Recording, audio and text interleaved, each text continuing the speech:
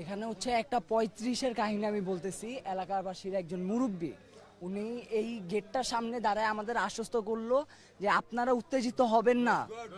2 তলায় উনি নাম উল্লেখ করে বলছে উনি 2 তলায় আছেন, সেনাবাহিনী আসলে আমরা তাকে তাদের হাতে হস্তান্তর করবো, আপনারা উত্তেজিত হবেন না, আইন নিজের হাতে তুলে নেবেন না। ওকে ফাইন, আমরা এখানে দাঁড়ায় আছি, আমরা কোনো উত্তেজিত হই নাই। সেনাবাহিনী আসলো, আর্মির অফিসাররা পুরো বাড়ি চেক করলো। অফিসার ঢুকার সাথে সাথে ওনারা পুলটি ডিরেক্ট বলতেছে উনি এখানে নাই। তো কই গেল? 2 ঘন্টা আগে কেন আমাদের আশ্বস্ত করা হইলো? এখানে এটা জবাব চাই আমরা।